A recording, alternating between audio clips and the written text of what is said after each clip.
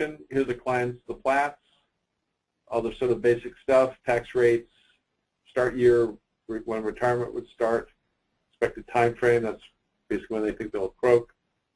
Maximum time frame, we add 10 years basically in the event that they're under guessing their longevity. So this is something that an advisor would sit down with a client to show them the before and after benefits of what we're describing.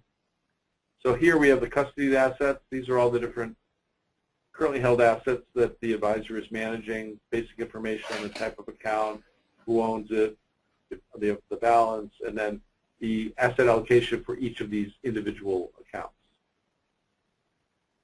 Next, this is once people buy into what we're talking about in terms of our ability to get better returns, the real value of this for the advisor is to combine assets, because typically the assets are held in a variety of places, as we talked about earlier. And here what we're talking about is the outside assets that are held at whatever firm those might be, same kind of data. What we're going to do is show, by combining these assets, the benefit of doing that. Step 4 is any contributions, withdrawals, so as people are adding to their accounts.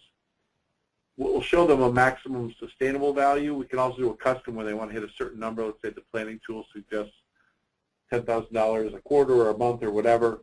We'll do that. We can also show the benefit of a Roth by looking at all the information.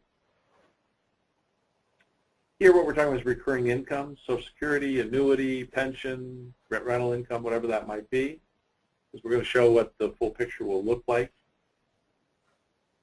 And here's the current allocation, and here's the target allocation. Often as people are going into retirement, they get more want to be more conservative. And then it's a matter of running the illustration to show what will happen by taking a look at a pro rata versus a tax smart approach. So again, basic information, custody and outside assets, et cetera, taxable, tax deferred, et cetera. So the green line here, this is the, I should distinguish between the pro rata and tax smart. Tax smart is what we do. Pro rata is if you're just taking from each different account. Our experience, by the way, is that since often these accounts are held at different places, that's often how people do it. And it's also the basis of the EY study. But here in the green is basically the recurring income. You'll see we have no effect on that between the two. The purple here is the tax smart approach. And as we look up here to this aqua color, what happens when we add custody to the assets. But as you can see, talking about a 20% lift in income and a 36% lift in bequest between the pro rata and the tax smart. So Julie has a brokerage account, an IRA, and an IRA mutual fund wrap program. Richard has an IRA, a taxable account, there's a VA in the household. So this is the account balance. The effective balance is basically an after-tax number. I can look at by asset type. I can look at it by category. This is configurable by the advisor. In other words, if they use Morningstar, if they use something else, we can make all that work. This is by tax type, tax deferred, taxable, tax-free. So basically a snapshot of what they got.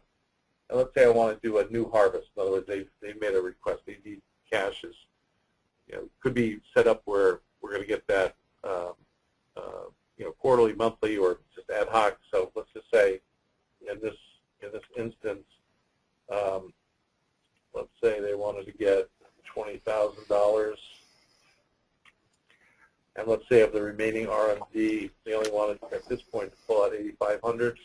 This is not 85,000.